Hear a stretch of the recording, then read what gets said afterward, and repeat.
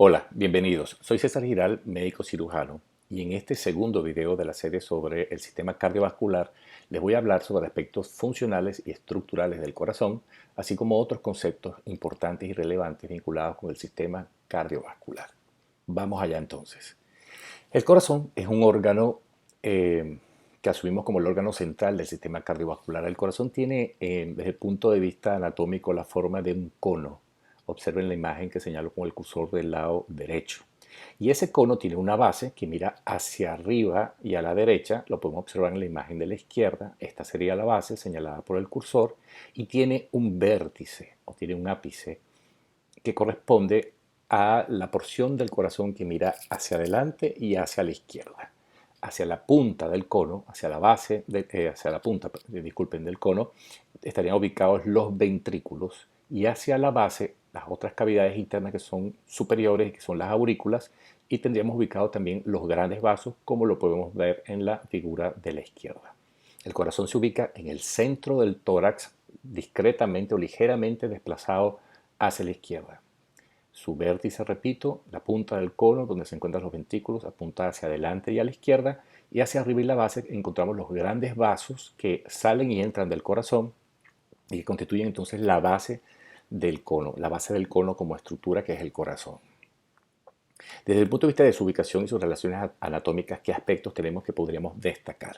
El primero de ello es que, si bien el corazón está ubicado en el tórax, las primeras estructuras con las que tiene contacto, digamos, desde el punto de vista de la cara frontal del corazón, tendríamos la parrilla costal y el esternón, esa estructura ósea que forma un escudo de protección para todos los órganos que se encuentran en el interior del tórax. Sigan el cursor, tenemos entonces el esternón, señalado por el cursor, que es un hueso de características planas, y las costillas que al unirse hacia el esternón forman lo que se llama la parrilla costal. Toda esta estructura ósea protege los órganos que están internamente ubicados en lo que conocemos como el tórax. Vamos ahora a la imagen que encontramos del lado derecho. En el espacio que señalo con el cursor está o estaría ubicado el corazón. Relaciones directas a los lados con los pulmones izquierdo y derecho. El corazón en esta ubicación estaría en contacto directo, descansando sobre el diafragma, que es este músculo en forma de cúpula o paracaídas que separa tórax de abdomen. Hacia la parte más posterior tenemos que el corazón tiene relación directa con la arteria aorta, que es la principal arteria que sale del corazón izquierdo y que una vez que sale hace una curva y se dirige pasando por detrás del corazón en dirección hacia el abdomen. Una vez que haces la curva, emite ramas arteriales para irrigar y nutrir miembros superiores, cuello y cabeza, da la curva, se dirige hacia el abdomen. Al dar la curva entonces, la propia arteria aorta, la principal aorta del corazón izquierdo, pues está en contacto directo en la parte posterior con el corazón.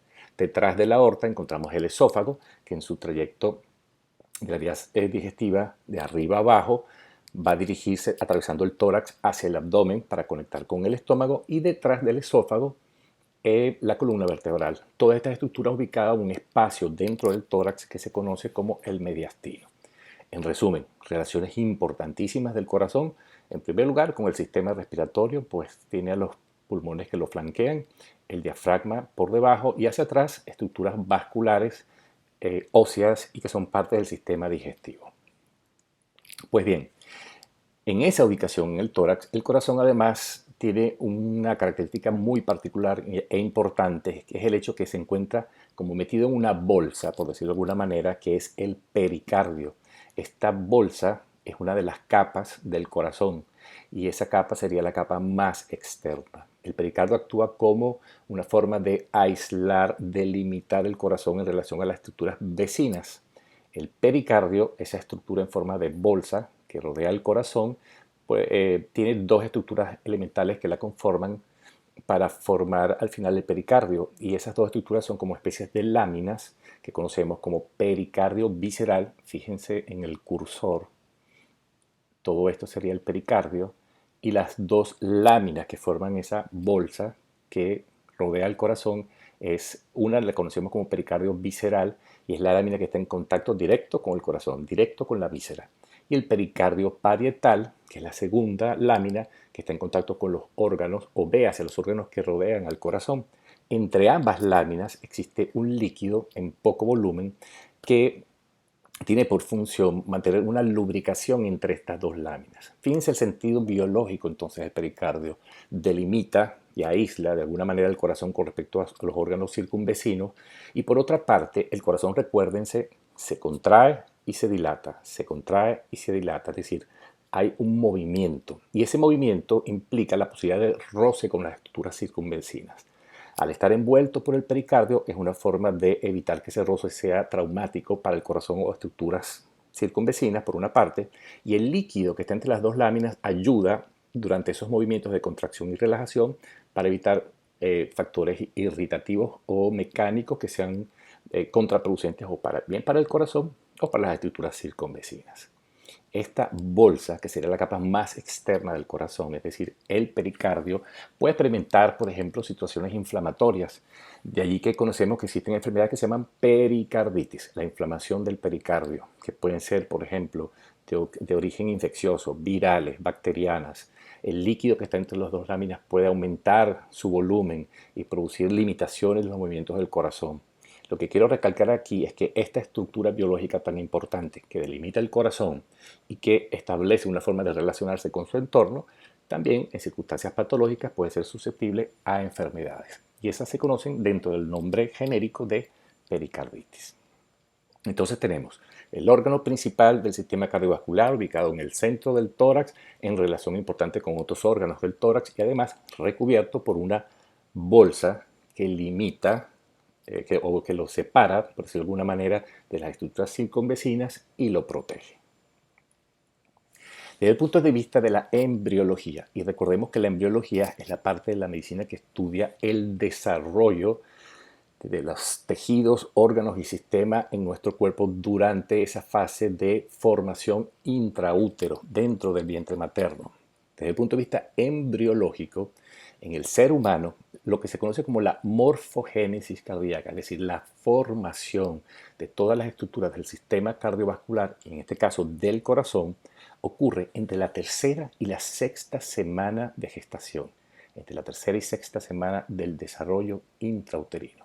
Fíjense, es una fase, es un desarrollo que ocurre en una etapa muy temprana desde el punto de vista embrionario. Recordemos que una gestación tiene en promedio unas 41-42 semanas. Ya a partir de la tercera semana ocurre la morfogénesis cardíaca y de alguna manera hay un gran avance en el desarrollo embrionario hasta la sexta semana. El latido cardíaco comienza ya a ocurrir a partir de la tercera semana.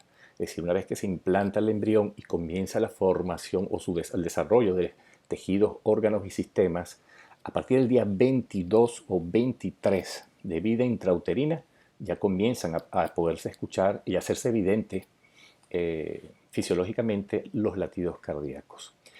La gran mayoría, por no decir que la totalidad de las estructuras que conforman el corazón, se originan dentro de lo que son las capas embrionarias de una en específico que conocemos como el mesodermo. Pues bien, desde el punto de vista histológico, recordemos que la histología es la parte de la medicina que estudia microscópicamente células y cómo estas células se organizan para formar los tejidos. Desde el punto de vista histológico, recordemos que el corazón y los otros órganos que forman el sistema cardiovascular, particularmente resalta las arterias y las venas, tienen el patrón estructural de un órgano que es tubular o hueco. ¿Qué es esto? Un órgano tubular o hueco es un órgano que posee una luz, es decir, un espacio en su interior que está relleno por un contenido, y ese espacio que conocemos como la luz del órgano está delimitado por una pared. Y en el caso del sistema cardiovascular, una pared que está constituida por 3 capas concéntricas. Si observan la figura del lado derecho, veremos un ejemplo. En este caso es un vaso sanguíneo, una arteria específicamente. Imaginemos que tomamos una arteria, la dividimos en dos y vemos el interior. Vamos a ver la constitución de las capas que forman la pared y vamos a ver su luz. Sigan el cursor.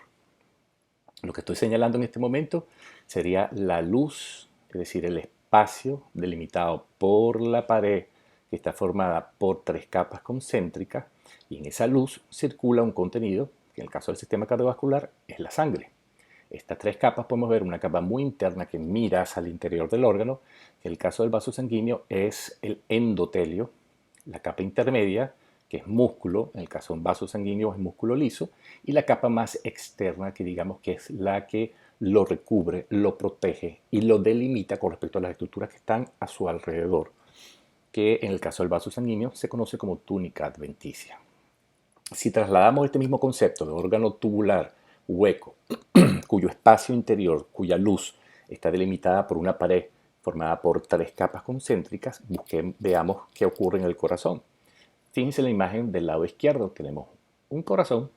Imaginemos que tomamos un trozo de la pared del ventrículo y lo ampliamos, lo magnificamos y podemos ver las estructuras de un punto de vista microscópico. Usen su imaginación. Fíjense dónde está el cursor. Esta zona que señalo sería el interior o la luz del corazón, donde está la sangre. Si vamos de adentro hacia afuera, la primera capa que vamos a encontrar sería esta capa, que en los vasos sanguíneos es el endotelio, pero en el caso del corazón específico se conoce con el nombre de endocardio. Y el endocardio está tapizado por una capa de células muy pegadas unas de otras, que prácticamente fueron una capa impermeable y que esa capa ve hacia el interior del vaso. La siguiente capa, la intermedia, sigue en el cursor, es la capa más gruesa y está esencialmente formada por músculo. En el caso del corazón es músculo estriado. En el caso de este músculo estriado, su nombre es un músculo cardioestriado y tiene la diferencia con otros músculos estriados que el músculo, el miocardio, que es el nombre de esta zona, es un músculo involuntario. Sería entonces la capa intermedia.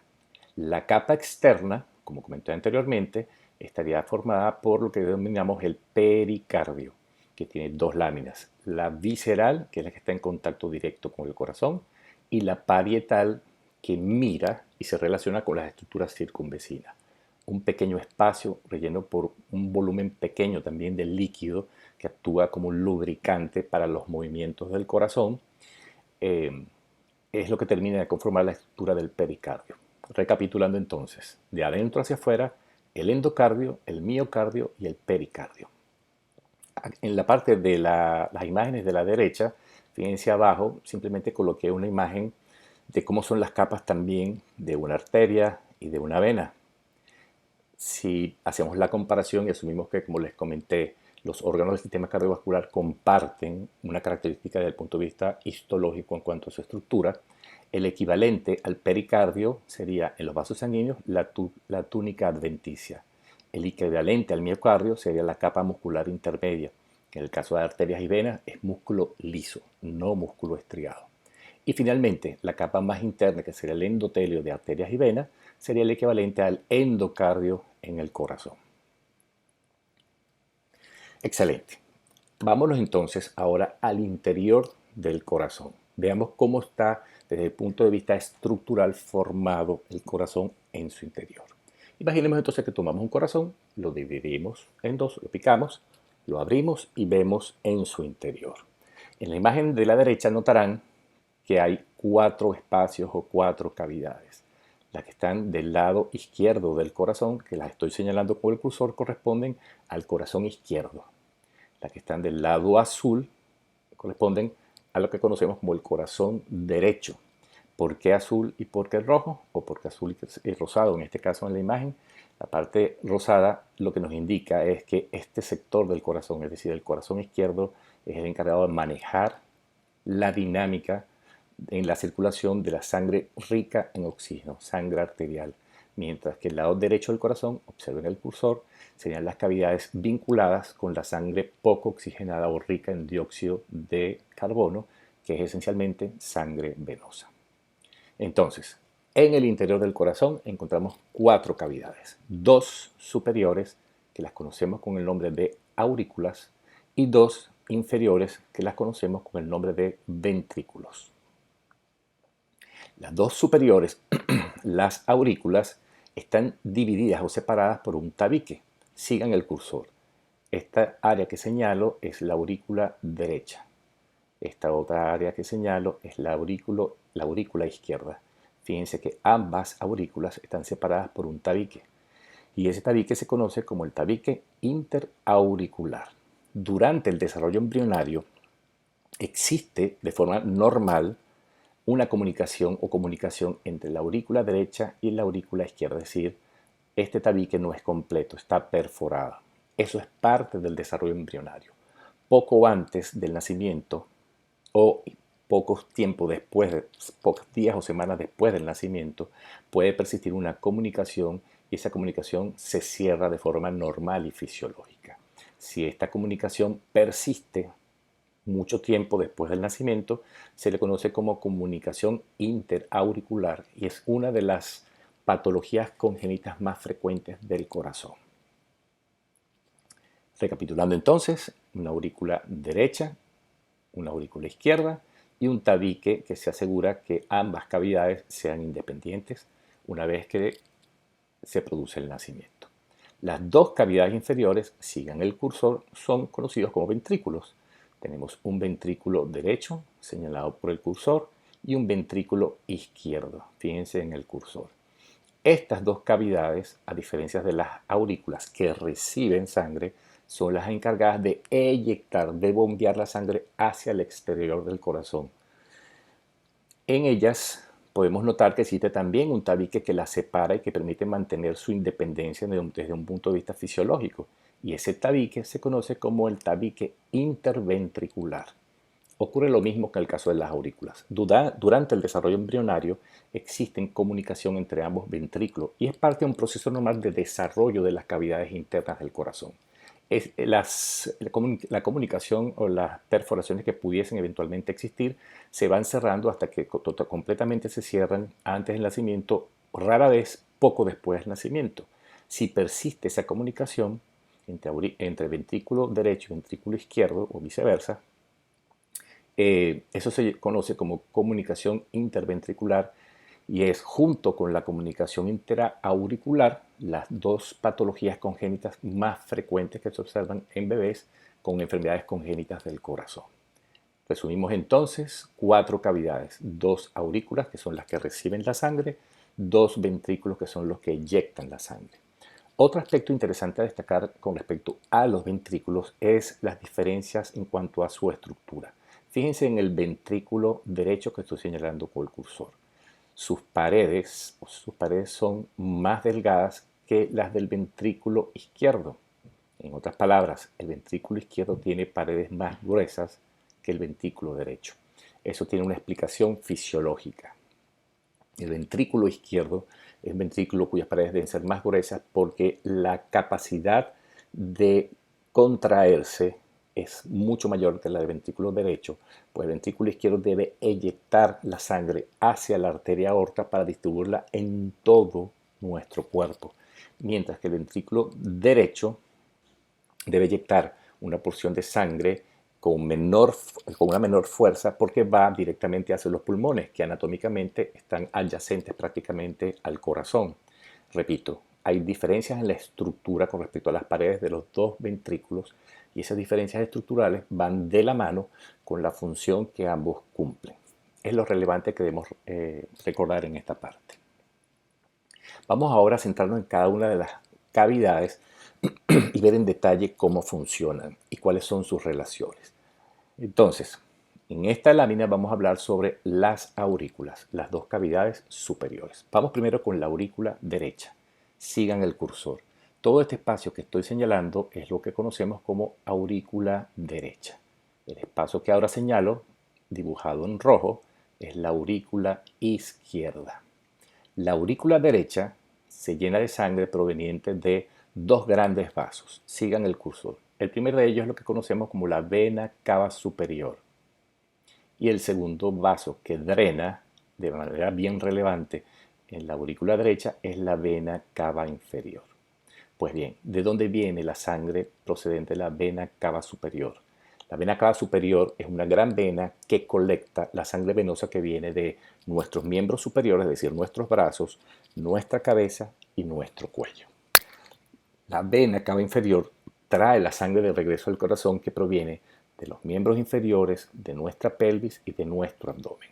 En otras palabras, estas dos grandes venas traen de regreso al corazón la sangre venosa cargada de dióxido de carbono y sustancias de desecho metabólicos que provienen de todos los rincones de nuestro cuerpo. Hay además un tercer elemento que drena en la aurícula derecha y se le conoce como el seno coronario. El seno coronario recoge la sangre venosa del propio corazón. Es decir, el corazón tiene su propia circulación que le permite nutrirse a sí mismo, que evidentemente es arterial y es canalizado, distribuida por las arterias coronarias, y tiene además una parte del circuito que es venoso, que son las venas coronarias, que traen de regreso al propio corazón aquella sangre con dióxido de carbono y sustancias de desecho. Eso es una circulación bien especial que tiene el corazón para suplirse a sí mismo. Pues bien, entonces en la aurícula derecha va a drenar vena cava superior, vena cava inferior y el seno coronario. Vámonos ahora a la aurícula izquierda. En la aurícula izquierda drenan o llega a ella la sangre de 4 venas. 2 provienen del pulmón derecho, 2 provienen del pulmón izquierdo, para un total de 4 venas pulmonares. Estas venas traen sangre oxigenada que proviene de los pulmones y es la que va a llenar la aurícula izquierda. Aquí quiero hacer una pequeña pausa para que no existan confusión. Recuerden que hasta ahora les he comentado que la sangre arterial es rica en oxígeno y la sangre venosa es pobre en oxígeno y rica en dióxido de carbono. Esta regla se aplica a todo el sistema cardiovascular, a excepción del pequeño circuito circulatorio que existe entre el corazón y los pulmones, porque en este caso la arteria pulmonar lleva sangre que proviene de todo el cuerpo, rica en dióxido de carbono y pobre en oxígeno.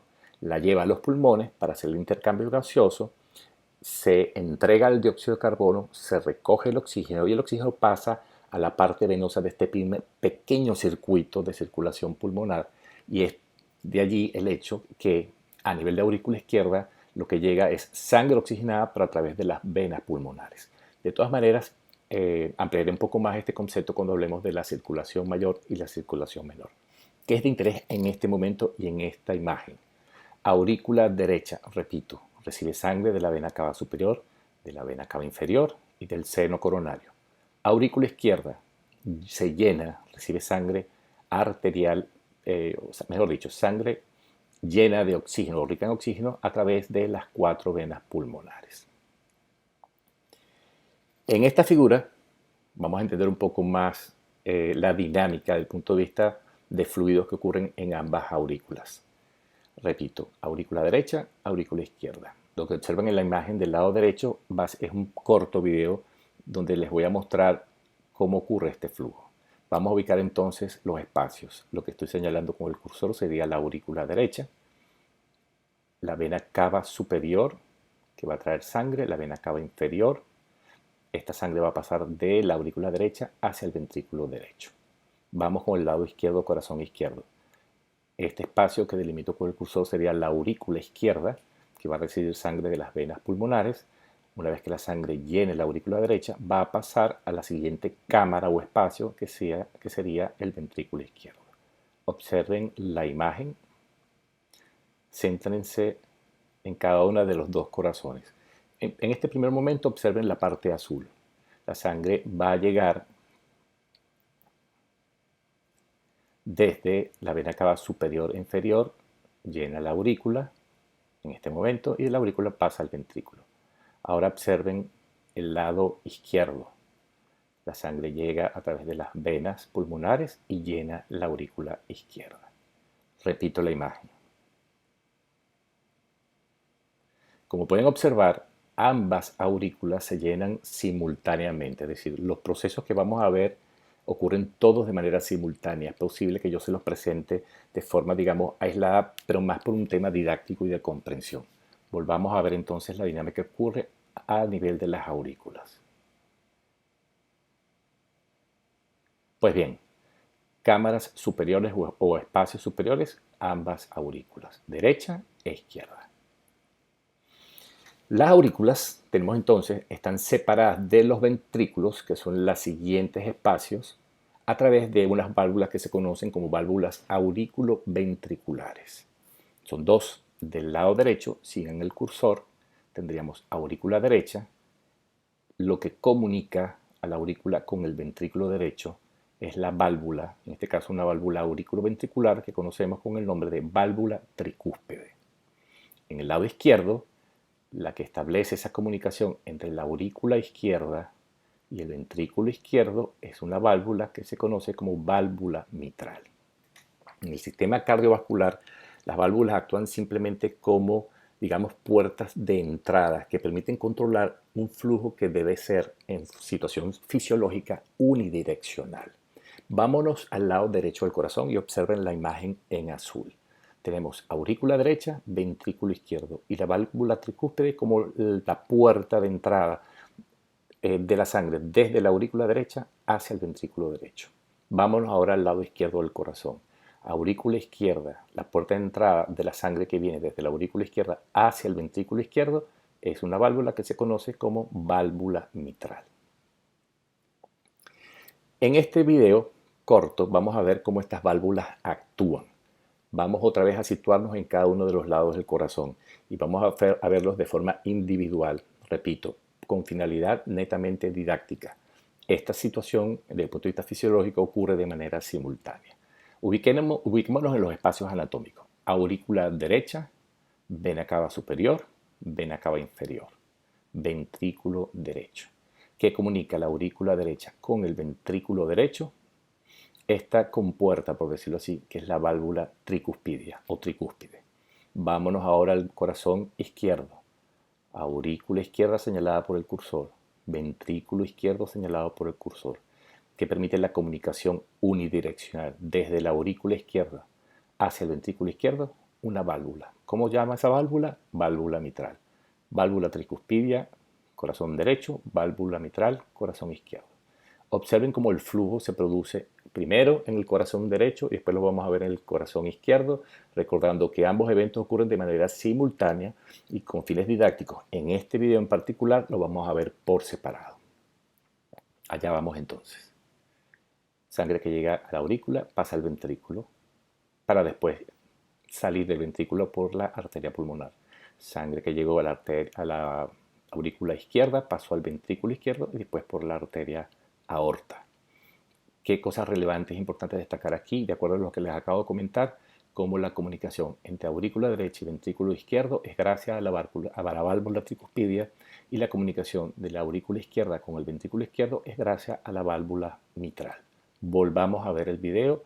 Ubíquense si quieren primero en una parte del corazón y va a resultar mucho más sencillo entender esta dinámica de los fluidos, en este caso de la sangre. Lado derecho y ahora al lado izquierdo.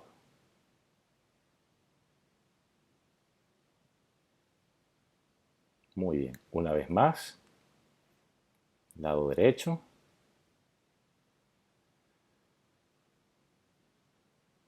lado izquierdo. Aquí lo que se hace muy evidente es que biológicamente las estructuras se conectan entre sí para garantizar que la sangre fluya en un solo sentido. Esa es esencialmente la razón de que existan las válvulas dentro de nuestro corazón e inclusive en el sistema venoso. Pues bien, estas son imágenes esquemáticas simplemente para mostrar las válvulas que conectan aurículas con ventrículos. Vámonos a la imagen del lado izquierdo de su pantalla. Lo que estoy señalando sería la aurícula derecha, lo que está abajo es el ventrículo derecho y esta sería la válvula tricuspidia o tricúspide. Justamente se le llama tricúspide o tricuspidia porque esta válvula está formada por tres valvas. 1, 2 y 3. Al abrirse estas tres valvas, la sangre puede circular desde la aurícula derecha hacia el ventrículo derecho. Vamos a la imagen del lado izquierdo. Lo que estoy señalando con el cursor, y usen su imaginación, sería un área que correspondería a la aurícula izquierda. Esta otra área que señaló con el cursor, ventrículo izquierdo. Esto que tenemos aquí es la válvula mitral que está formada por dos valvas. Esto es lo que permite que unidireccionalmente la sangre pase de la aurícula derecha de la aurícula izquierda al ventrículo izquierdo sin regresarse a la aurícula, es decir, que se mantenga una sola dirección en el fluir de la sangre. Una vez entonces que la sangre pasó de la aurícula al ventrículo, gracias a la válvula auriculoventricular correspondiente, la sangre en el ventrículo, cuando éste se contrae, va a ser eyectada hacia un vaso arterial. En este caso, la sangre entonces podríamos definir que la sangre sale del corazón a través de dos grandes vasos, uno en el corazón derecho y otro en el corazón izquierdo. La arteria pulmonar sería el gran vaso arterial correspondiente al vínculo con el ventrículo derecho y la arteria aorta el vaso donde es eyectada la sangre desde el ventrículo izquierdo. Sé que puede ser un poco complicado de repente seguir la secuencia, así que voy a insistir en usar los gráficos para que puedan seguir el proceso y se les haga mucho más sencillo de entender. Vámonos al corazón derecho. Señalo con el cursor. Aurícula derecha, que sería la cavidad superior del corazón derecho. La aurícula derecha se llena de sangre gracias a la vena cava superior y la vena cava inferior. Cuando la aurícula se contrae una vez que está llena de sangre, se abre la válvula tricúspide para dejar pasar la sangre desde la aurícula derecha hasta el ventrículo derecho. Cuando el ventrículo derecho se contrae, la válvula tricúspide se cierra para evitar que haya reflujo de sangre y sea del ventrículo hacia la aurícula y se abre la válvula pulmonar para permitir que la sangre que llenó el ventrículo derecho fluya y salga eyectada a través de la arteria pulmonar para dirigirse hacia nuestros pulmones. Vámonos ahora al corazón izquierdo. La aurícula izquierda, que sería la cavidad superior del corazón izquierdo, se llena de sangre gracias a las venas pulmonares. Una vez que está llena de sangre, sus paredes se contraen y esta sangre es desplazada gracias a que se abre la válvula mitral desde la aurícula izquierda hacia el ventrículo izquierdo. Cuando el ventrículo izquierdo se contrae, la válvula mitral se cierra para evitar reflujo de sangre desde el ventrículo izquierdo hacia la aurícula izquierda y se abre otra válvula, que es la válvula aorta, lo cual permite que la sangre que llenó el ventrículo izquierdo fluya libremente a través de la aorta para ser distribuida a todos los tejidos del cuerpo. Entonces, sangre que entra al corazón por las aurículas desde las venas cava superior e inferior del lado derecho, las venas pulmonares del lado izquierdo. Sangre que sale de nuestros ventrículos a través de dos grandes vasos. Del lado derecho la arteria pulmonar, del lado izquierdo la arteria aorta. Se cumple entonces todo un ciclo dentro del corazón. Pues bien, dos válvulas separan los ventrículos de los grandes vasos. Esas son la válvula pulmonar, que les acabo de comentar, que sería la que regularía la eyección de la sangre desde el ventrículo derecho hacia la arteria pulmonar, y la válvula aórtica, que es la que controla el flujo de sangre que va desde el ventrículo izquierdo hacia la arteria aorta. Evidentemente, todos estos procesos ocurren simultáneamente, sin embargo, hay un pequeño desfase entre la contracción de las aurículas y la contracción de los ventrículos, lo cual tiene un sentido biológico. Si fuesen todos simultáneos, no habría chance de que se llenaran las cámaras internas del corazón, es decir, aurículas y ventrículos. Hay un pequeño desfase entre la contracción de las aurículas y la contracción de los ventrículos. Ese pequeño desfase en cuanto a tiempo son fracciones de segundo. Fíjense, esto permite además dividir el movimiento del flujo de la sangre en el interior del corazón en dos partes de un ciclo que se conoce como el ciclo cardíaco. El ciclo cardíaco tiene que ver con la contracción de las aurículas para que pasen la sangre desde la aurícula hacia los ventrículos, la relajación entonces de la aurícula y la contracción del ventrículo para eyectar la sangre. En una primera fase se llenan las aurículas y estas llenan los ventrículos, y eso es lo que se conoce como la diástole, y en una segunda fase los ventrículos se contraen y eyectan la sangre, y es lo que se conoce como la sístole. Es decir, hay contracción, relajación, contracción, relajación. Y este ciclo cardíaco es importante tomarlo en cuenta porque es lo que nos permite entender otros conceptos desde el punto de vista cardiovascular, como el de presión arterial, que lo trataremos más adelante. Aquí lo importante es entender que dentro de la dinámica de cómo el flujo de la sangre ocurre en el interior del corazón, existe una fase de relajación en el ventrículo mientras se está llenando, que es lo que conocemos como diástole, y una fase de contracción de los ventrículos que permite eyectar la sangre, que es lo que se conoce como sístole. Esto es lo que comúnmente se llama el ciclo cardíaco. Bien, eh, desde el punto de vista de circulación de sangre arterial y sangre venosa, podemos distinguir que el corazón termina siendo el centro de dos grandes circuitos circulatorios. Por una parte está el circuito circulatorio que tiene que ver con el vínculo entre el corazón y el sistema respiratorio, es decir, con nuestros pulmones específicamente. Ese circuito se conoce como el circuito menor o circuito pulmonar. Y existe otro circuito mucho más grande en términos de distancia, donde el corazón debe inyectar volúmenes de sangre que viajan a gran velocidad con la intención de que esa sangre oxigenada llegue a los lugares más distales al corazón, es decir, las partes más microscópicas de nuestro cuerpo, nuestras células y nuestros tejidos. Ese otro gran circuito en términos de distancia, porque debe recorrer una gran cantidad de vasos conectados unos con otros, se le conoce como circulación sistémica. El otro, un circuito más pequeño, que es el que determina la entrega del dióxido de carbono en los pulmones y el recoger el oxígeno para después ser empleado en la circulación sistémica, se conoce como el circuito pulmonar. Vamos a verlo un poco más en detalle para entender entonces por qué ocurre la dinámica que ocurre dentro del corazón si asumimos que hay una mitad izquierda y una mitad derecha, es decir, un corazón izquierdo y un corazón derecho. Primero vamos a hablar entonces de ese circuito que es más pequeño en términos de distancia, que es el que se conoce como circulación menor o circulación pulmonar. Para poderlo entender, fíjense en la figura de la derecha y vamos a centrarnos en la imagen del corazón y seguir las flechas. Me voy a explicar, sigan el cursor. Este pequeño sector que estoy señalando en azul es la aurícula derecha. Como les comenté anteriormente, la aurícula derecha se llena de sangre que viene de la vena cava superior y vena cava inferior. Recordemos que la vena cava superior recoge la sangre venosa de miembros superiores, es decir, de nuestros hombros y brazos, cuello y cabeza. Es sangre venosa, es sangre que trae dióxido de carbono y sustancias de desecho producto del metabolismo que ocurre en esos tejidos.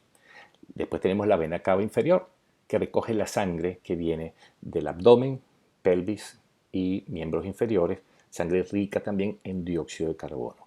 La aurícula derecha, por lo tanto, se llena de sangre venosa que viene de todo nuestro cuerpo. De allí, la sangre va a pasar, cuando la aurícula se contrae y atravesando la válvula tricúspide, hacia el ventrículo derecho. La válvula tricúspide se cierra, el ventrículo derecho se contrae y eyecta la sangre abriendo la válvula pulmonar hacia la arteria pulmonar. Aquí viene algo que puede parecer incoherente. Bueno, dijiste que las venas llevan sangre rica en dióxido de carbono, pobre en oxígeno. ¿Cómo entonces la arteria pulmonar está llevando sangre esencialmente venosa? Pues sí, la arteria pulmonar va a llevar sangre de tipo venoso que viene de todo nuestro cuerpo, pero la va a llevar a los pulmones. Y así aquí se inicia el ciclo de la circulación pulmonar. La arteria pulmonar lleva esta sangre cargada de dióxido de carbono hasta los pulmones. Se divide en una rama izquierda y una rama derecha.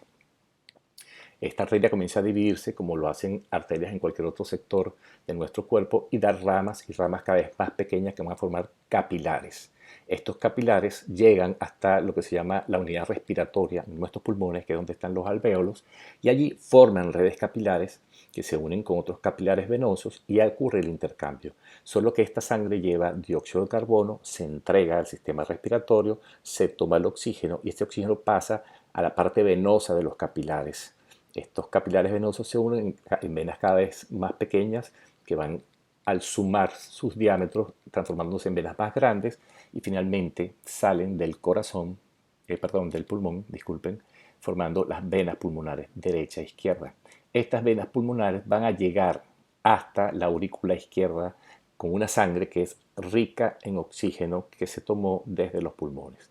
Repito, es la única parte de todo el sistema cardiovascular donde no se cumple la regla de que la arteria lleva sangre oxigenada y la vena trae sangre poco oxigenada o rica en dióxido de carbono. Repito, en el circuito pulmonar ocurre a la inversa y hay una explicación lógica biológica.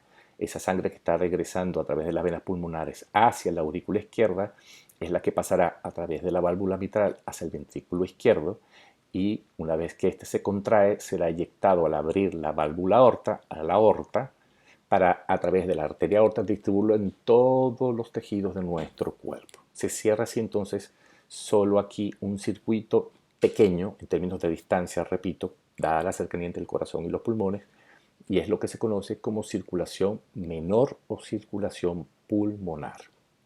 Si vemos las imágenes del lado izquierdo de su pantalla, verán todas estas estructuras de forma esférica, son lo que conocemos como los alvéolos pulmonares, que tenemos aproximadamente un poco más de 300 millones en un adulto sano, y a ese nivel es donde ocurre el intercambio de gases. Pueden observar toda la red de vasos capilares que rodean a los alvéolos pulmonares y es allí donde se produce el intercambio oxígeno por dióxido de carbono. En resumen, circulación menor o circulación pulmonar es aquí donde no se cumple la regla con respecto al tipo de sangre que circula por la parte arterial y la parte venosa. Hay una explicación biológica para ello. Es una circulación muy importante porque de ella depende el intercambio de gases y gracias a ella la sangre que está llegando desde lugares distantes de nuestro corazón hasta el corazón lleno de dióxido de carbono es procesada a nivel de los pulmones y gracias a este sistema circulatorio de pequeña magnitud en cuanto a distancia, repito, esa sangre se oxigena, regresa al corazón para ser distribuido a través de la circulación sistémica o mayor a todos los tejidos de nuestro cuerpo. Aquí entonces tendríamos la explicación de la circulación mayor o sistémica. Y para ello asumimos como punto de partida, más por un tema didáctico, de que ese punto de partida es a nivel del corazón izquierdo. Esto que señalo con el cursor sería la aurícula izquierda que recibe la sangre oxigenada. Esta sangre oxigenada que viene de los pulmones gracias a las venas pulmonares, al contraerse la aurícula, abre la válvula mitral y esto permite que la sangre pase hacia el ventrículo izquierdo. El ventrículo izquierdo, una vez que se llena, se contrae y al contraerse cierra la válvula mitral y abre la válvula aórtica. Y al abrir la válvula aórtica es eyectada la sangre a través de esta que es la arteria más grande que existe en nuestro cuerpo. Observenla aquí en el cursor. Si nos trasladamos a la imagen del lado izquierdo, imaginemos que eliminamos el corazón y solo nos quedamos con el circuito arterial. La aorta hace una curva para pasar detrás del corazón, pero en esta curva emite grandes ramas, grandes arterias que van hacia los miembros superiores, cuello y cabeza. En su descenso, atraviesa el diafragma, penetra en el abdomen y emite una gran cantidad de ramas que van a irrigar con sangre rica en oxígeno todos los órganos de nuestro abdomen, de nuestra pelvis, para finalmente dividirse en dos grandes ramas terminales que son las arterias ilíacas y finalizar irrigando nuestros miembros inferiores. Sería la primera etapa de este gran circuito, circulación mayor o sistémica, y que es de naturaleza arterial. La sangre entonces, una vez que llegue hasta nuestros tejidos, se producen los intercambios correspondientes, se recoge a nivel de los capilares, se recoge la sangre rica en dióxido de carbono que va a pasar al sistema venoso. El sistema venoso va a traer entonces toda esta sangre cargada de dióxido de carbono desde todos los puntos distantes de nuestro cuerpo a través de la vena cava superior, representada aquí en el cursor, véanlo, y la vena cava inferior para desembocar, ¿en dónde? En la aurícula derecha. Llega la sangre a través de la vena cava superior, vena cava inferior, llena la aurícula. La aurícula se contrae, eso permite que la sangre desde la aurícula derecha pase al ventrículo derecho tras abrir la válvula tricuspidia. El ventrículo derecho se contrae, esto hace que se cierre la válvula tricuspidia, se abra la válvula pulmonar y la sangre pase a la arteria pulmonar. La arteria pulmonar se divide en izquierda y derecha y llega sangre rica en dióxido de carbono hacia los pulmones para que se produzca el intercambio. De esta manera, hasta este punto, se cierra la circulación mayor o sistémica. Como vemos, tenemos dos circuitos vasculares, dos circuitos circulatorios. Una circulación pulmonar o menor, donde se produce el intercambio con el exterior de oxígeno y dióxido de carbono.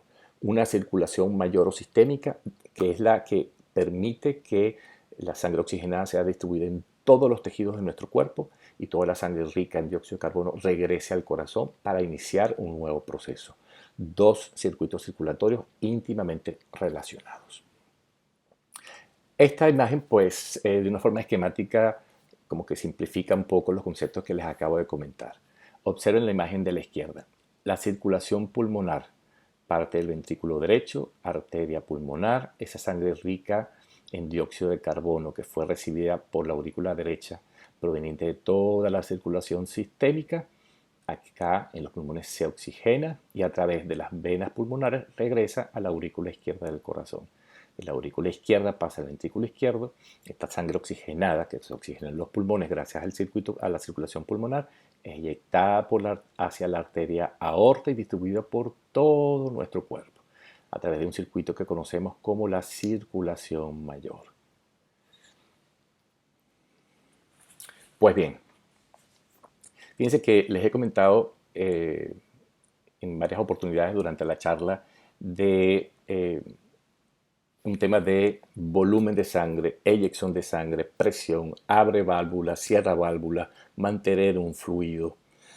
Si nos situamos del lado izquierdo del corazón o el corazón izquierdo, esto implica una serie de juegos dentro de todo el proceso que conocemos como presión, específicamente presión arterial.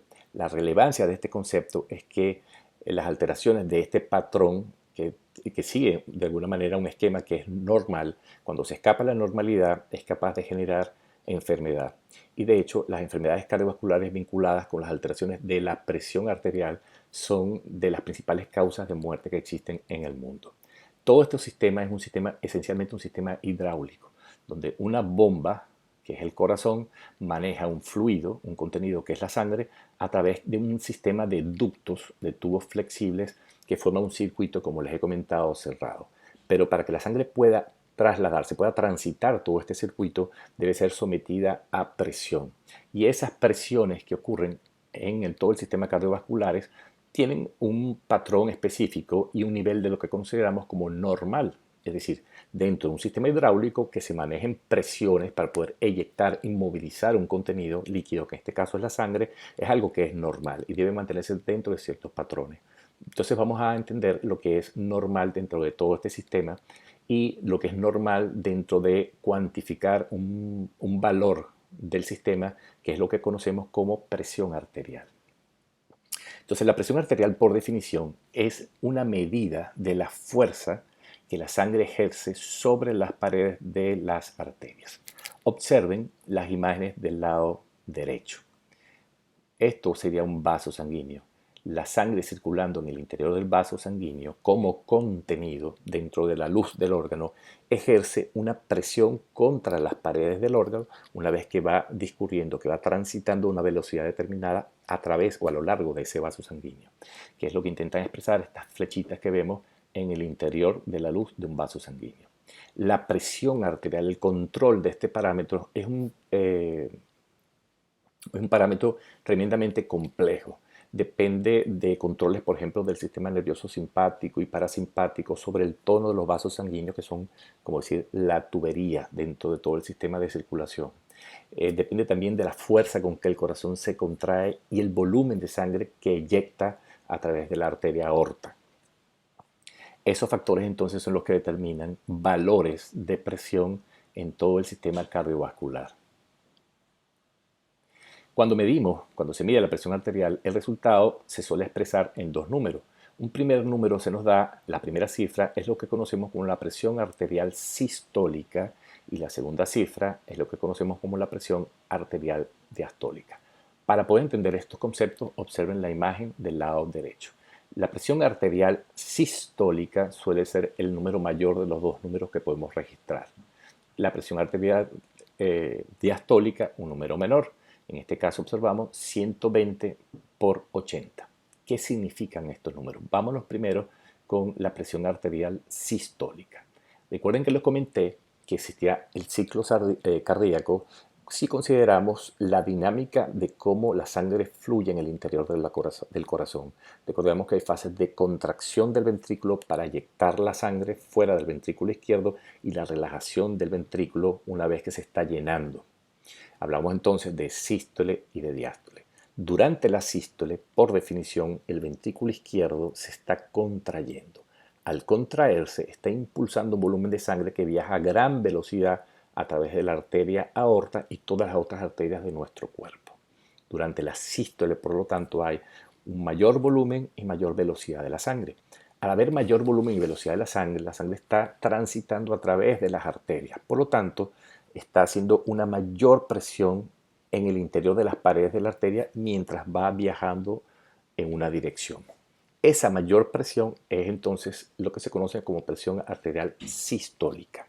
La segunda parte relacionada con la diástole dentro del ciclo cardíaco, el ventrículo está relajado, por lo tanto no está eyectando sangre y la cantidad de sangre que existe en las arterias va a una menor velocidad y es un menor volumen.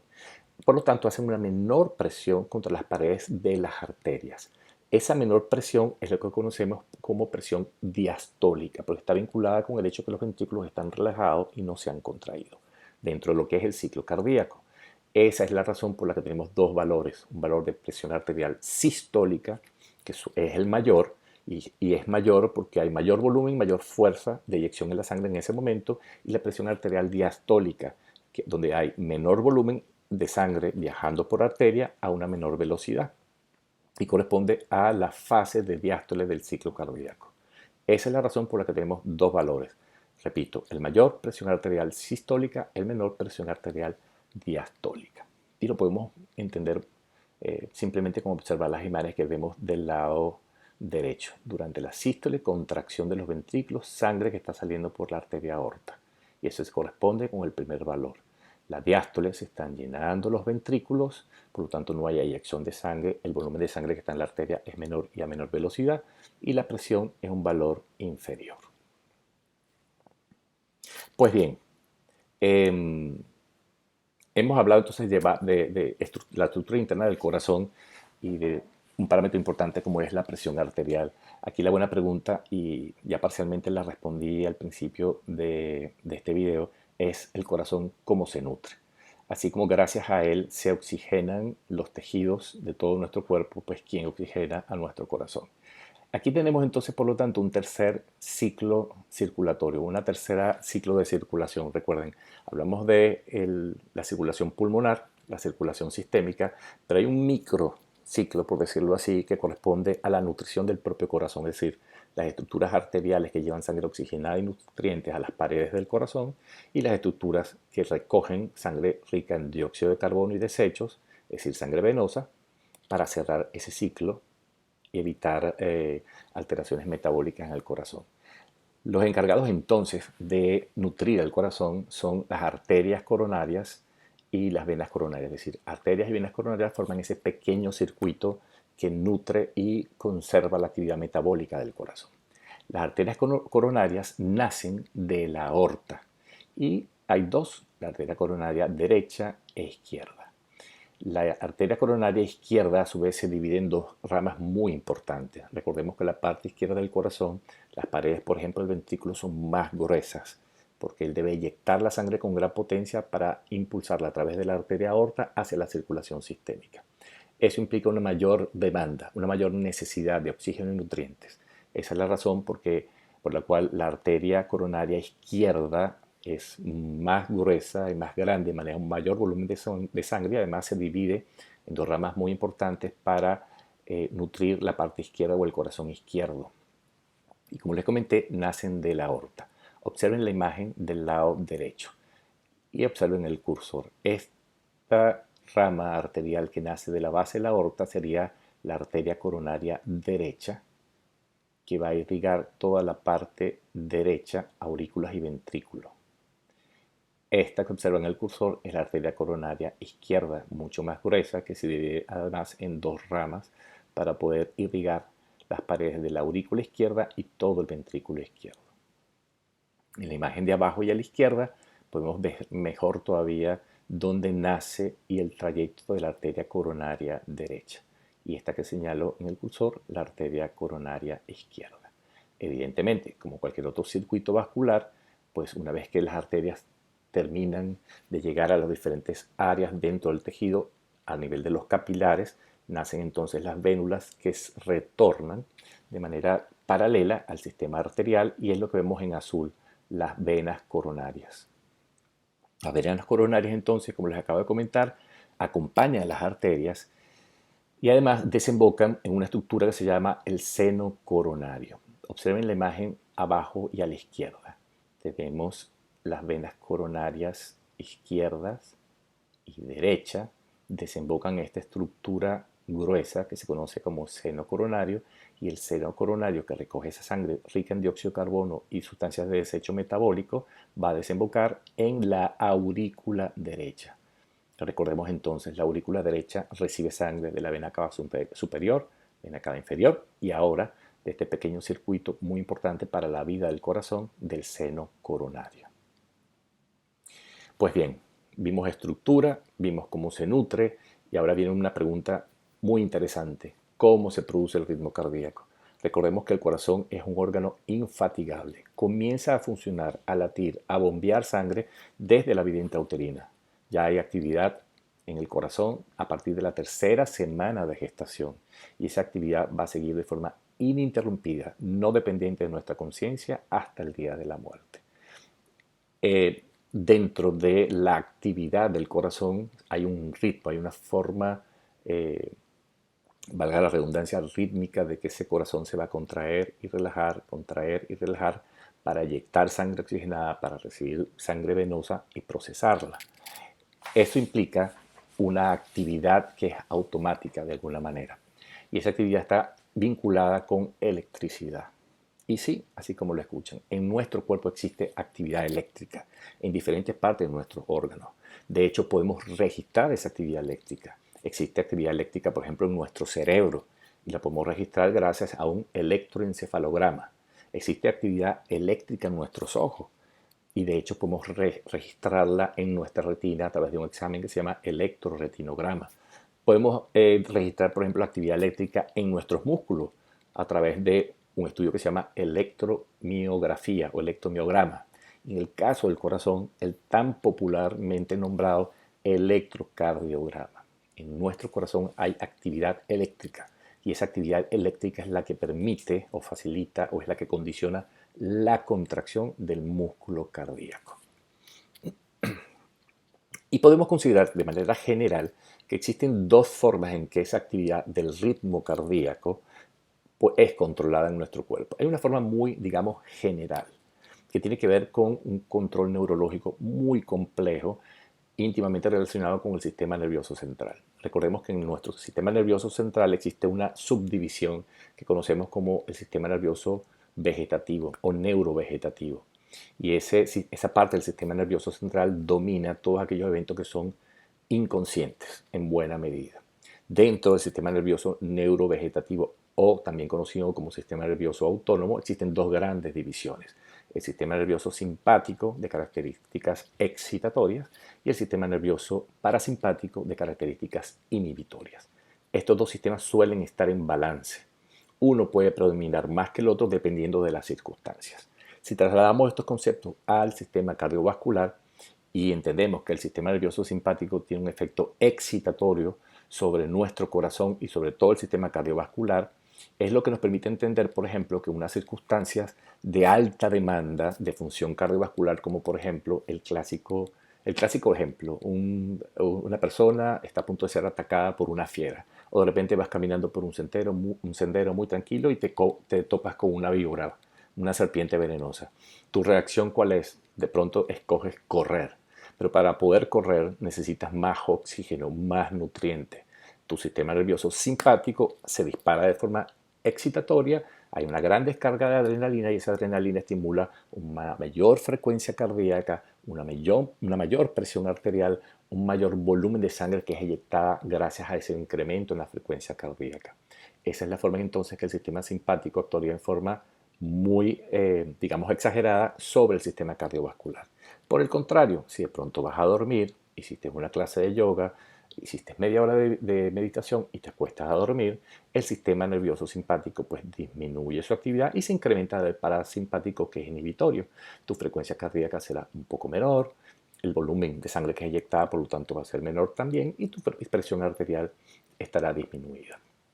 Lo que permite controlar todos esos aspectos, vuelvo y repito, es un control neurológico muy complejo y básicamente lo que hace es coordinar la actividad cardiovascular en conjunto con la actividad de otros sistemas de acuerdo a lo que tú en general necesitas o lo que tu cuerpo en general necesita. Ahora bien, si nos vamos a otro aspecto que tiene que ver con el ritmo cardíaco, es que establece que exista, además de estos mecanismos que son generales, un sistema que es completamente específico del corazón. Un sistema que permite explicar, por ejemplo, si alguien tiene lo que se conoce médicamente como muerte cerebral, su corazón siga latiendo. Que alguien pueda tener, que alguno de sus sistemas haya sencillamente fallado desde el punto de vista general y sin embargo el corazón siga teniendo una actividad que es autónoma.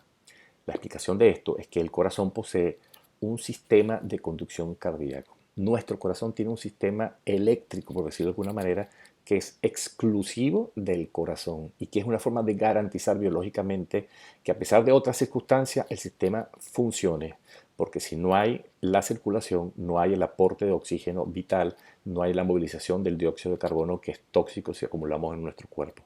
En otras palabras, es un mecanismo de seguridad que algunos inclusive lo comparan con un sistema nervioso, con un cerebro propio del corazón, independiente del sistema nervioso central. El punto es que este sistema que conocemos como sistema de conducción cardíaca es un sistema basado en leyes esencialmente eléctricas. Es un sistema de conducción eléctrico único en el corazón, como les acabo de comentar, que es el que permite o provoca los latidos con un ritmo regular. En el caso del sistema cardiovascular es necesario ese ritmo, porque el ritmo es lo que permite garantizar suplir constantemente y de forma sostenida todos los tejidos de nuestro cuerpo de oxígeno y nutrientes y eliminar de forma rítmica y constante y de forma sostenida la eliminación del dióxido de carbono y las sustancias de desecho del metabolismo. Entonces, el sistema eléctrico del corazón, vuelvo y repito, es exclusivo del corazón, es una estructura extraordinariamente interesante. Es una estructura derivada de una población de células miocárdicas altamente especializadas en estimulación eléctrica. De hecho, el 1% de las células miocárdicas de nuestro corazón dentro de la organización y del desarrollo embrionario es como si se hubiesen especializados de manera exclusiva para formar este sistema eléctrico. ¿Cómo está constituido este sistema eléctrico? Me gustaría que observaran la imagen del lado derecho. Y este sistema eléctrico está representado por todas estas estructuras de color verde. Imaginemos que tomamos un corazón, lo dividimos entre dos y vamos a ver su interior. Estas estructuras que ven del color verde no son más que una representación gráfica. Realmente existen, como decir, empotradas, metidas en el espesor de las paredes. Solo que aquí están representadas de esta manera con fines didácticos para poder entender un poco más el concepto. El sistema eléctrico, entonces, del corazón está formado en esencia por dos estructuras que se conocen los nodos. Esos nodos son una población de células que emiten impulsos eléctricos. Estos dos nodos es como si actuaran como plantas eléctricas, literalmente. La primera y la más importante, porque allí se inician los impulsos eléctricos, es esta que señalo con el cursor, que se conoce como el nodo auricular. El nodo auricular está en el espesor de la pared de la aurícula derecha. Desde este nodo, de esta planta eléctrica, que podríamos considerarlo así de alguna manera, se emiten como una gran cantidad, una red de cables, entre comillas, estoy hablando metafóricamente, que se distribuyen en toda la pared de la aurícula derecha y que se extienden hacia la pared de la aurícula izquierda. Y además hay vías, o asumamos como si fuesen cables que conectan el nodo auricular con el siguiente nodo que se llama el nodo auriculoventricular, que sería como la segunda planta eléctrica. Desde el nodo sinoauricular, es decir, el segundo nodo, se emiten además unas ramas, unas vías de conducción como un sistema de cableado que se conoce como el haz de His. Y a través del haz de His, estos cables, por decirlo así, metafóricamente, discurren en el espesor del tabique interventricular y en todas las paredes de ambos ventrículos, derecho e izquierdo. De forma tal que es como si formara una red eléctrica que está en el espesor de las paredes de aurículas y ventrículos. La dinámica que ocurre en esta red es la que permite explicar por qué las aurículas se contraen primero, fracciones de segundos después se contraen los ventrículos y de esta manera el corazón está asegurado que la sangre que llenó las aurículas pase a los ventrículos. Una vez que pasó a los ventrículos, estos se contraigan, perdón, y eyecten la sangre hacia el sistema arterial. Lo vamos a ver mejor en estas imágenes. Repito, las estructuras entonces serían el nodo sinoauricular, el nodo auriculoventricular, el haz de His y lo que se conocen como las fibras de Purkinje, que son ramificaciones de toda esta división de este cableado a nivel de las paredes de los ventrículos. ¿Qué ocurre entonces desde el punto de vista fisiológico? En el nodo sinoauricular se comienza la señal eléctrica. La señal eléctrica se va expandiendo como ondas por las paredes de ambas aurículas.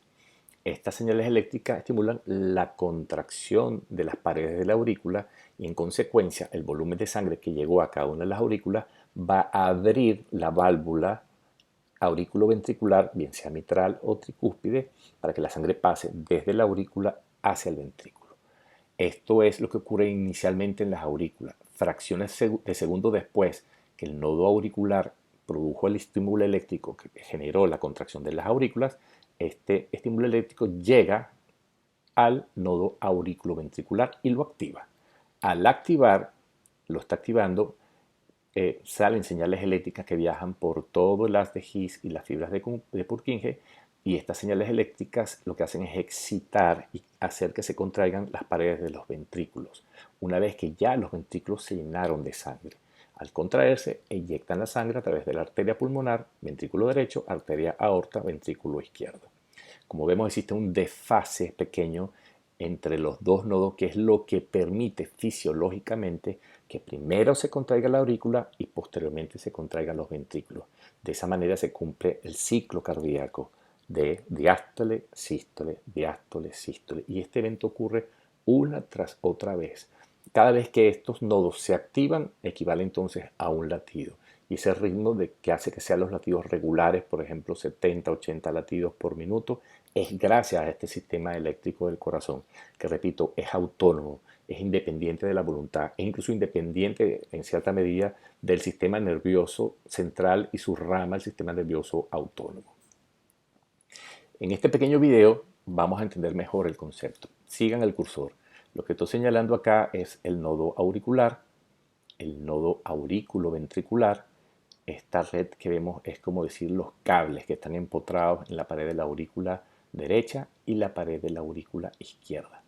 Además de eso, hay una conexión directa entre el nodo auricular y el aurículo ventricular, de forma tal que primero se activa el nodo auricular, se genera la contracción de las aurículas, después, fracciones de segundo después, se va a activar el nodo aurículo ventricular, que al ser excitado emite impulsos eléctricos que viajan hacia otro sistema de conducción anexo, que es el haz de His y las fibras de Purkinje, y eso estimula que se contraiga el ventrículo. Y al contraerse los ventrículos, la sangre salga eyectada a través de los grandes vasos. Observen el video y lo voy a colocar al menos 3 veces para que puedan seguir la secuencia.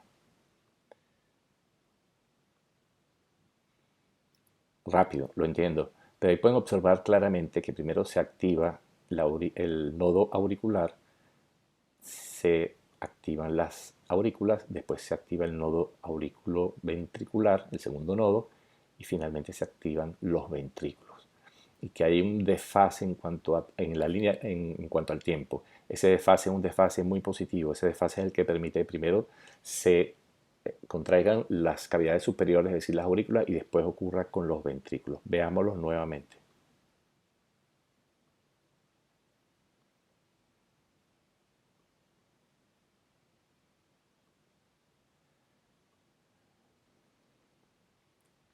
Pues bien, hasta aquí la información. Espero que lo que aquí les hemos mostrado sea muy útil para la comprensión de la estructura y la función del sistema cardiovascular, y en particular de su órgano central, que es el corazón.